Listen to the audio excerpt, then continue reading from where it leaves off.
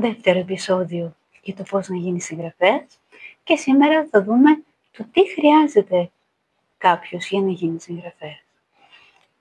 Η πιο συχνή ερώτηση, μάλλον οι δύο συχνές ερωτήσεις που δέχομαι είναι το αν ένας συγγραφέας μπορεί να γίνει πλούσιος, μπορεί να συντηρηθεί, να ζει με τα χρήματα της συγγραφής και το τι χρειάζεται, ποιες είναι οι σπουδές ενός συγγραφέα.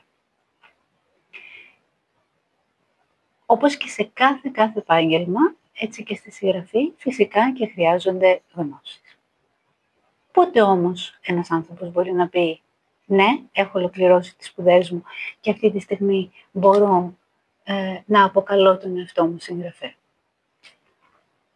Πρακτικά θα πούμε ότι κάποιος που έχει γράψει ένα βιβλίο και το έχει εκδώσει, δικαιούται να είναι και να λέγεται συγγραφέας. Ναι, φυσικά. Ποιες είναι οι σπουδές τώρα?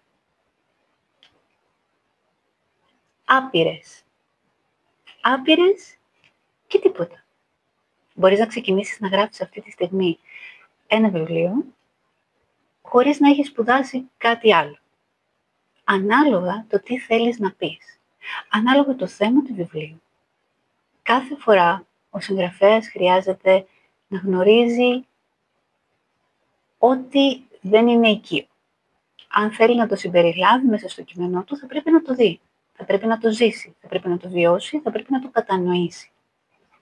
Ένα από τα πιο σημαντικά πράγματα που πρέπει να καταλάβουμε είναι ότι ο αναγνώστης καταλαβαίνει το κενό. Μπορεί να μην μπορέσει να τεκμηριώσει την αίσθησή του ότι ένα βιβλίο δεν στέκει σε σωστές βάσεις ή αυτά που λέει δεν είναι τόσο σωστά, ακέραια. Μπορεί να καταλάβει αν υπάρχει κάποιο κενό.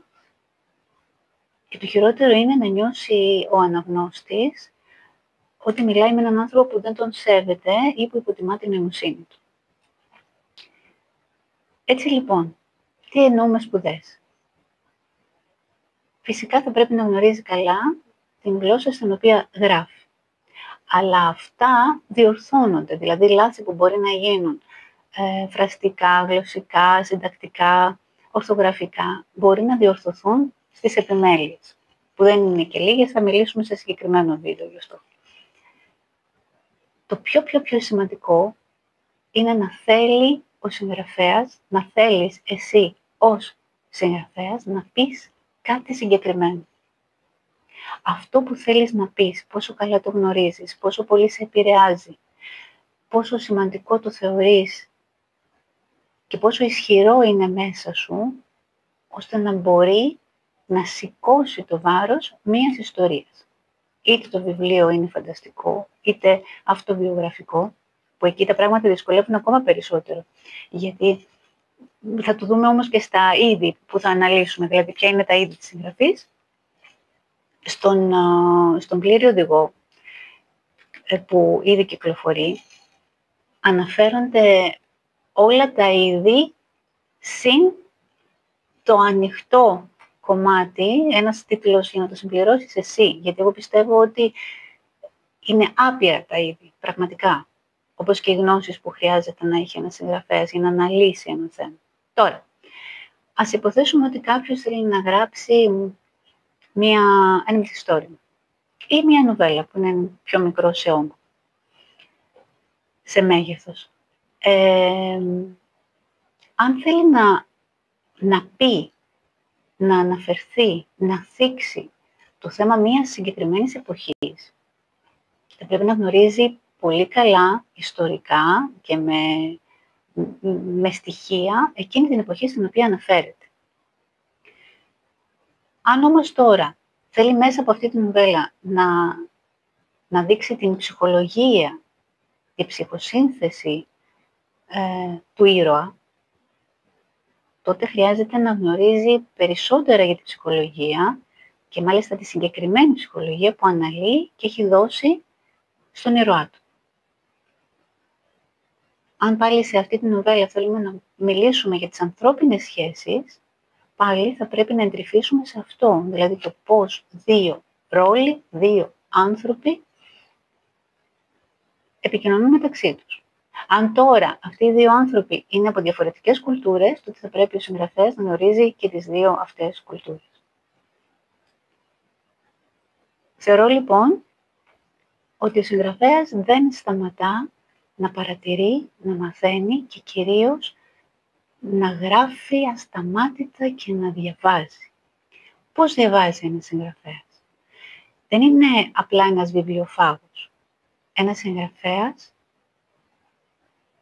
διαβάζει με έναν άλλο τρόπο, έναν ωφέλιμο τρόπο, ένα διεισδυτικό τρόπο. Μπαίνει μέσα στην σκέψη του συγγραφέα. Το πώς ο συγγραφέας σκέφτηκε να βάλει αυτό τον ήρωα να συγκρούεται την δεδομένη στιγμή με έναν άλλον ήρωα.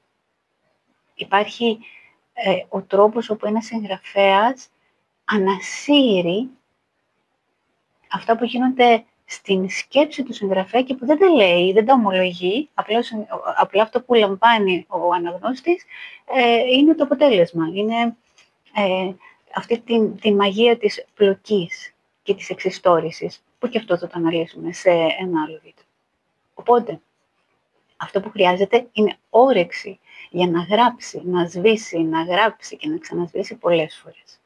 Δεν αρκούμαστε στο να έχουμε αποφασίσει ότι θα γράφουμε χειρόγραφο με ένα χαρτί, με μια γραφομηχανή παλιού τύπου, με ένα λάπτοπ ή με ένα μικροφωνάκι όπου θα κρατάμε τις σημειώσεις μας. Είναι μια συνεχής διαδικασία η συγγραφή. Έτσι λοιπόν, μπορείς να ζήσεις τη ζωή του συγγραφέα και ταυτόχρονα να δημιουργήσεις τα έργα σου και έχεις κάθε δικαίωμα να αποκαλύψεις τον εαυτό του συγγραφέα. Αυτά. Μέχρι το επόμενο, έχετε πάντα την αγάπη μου.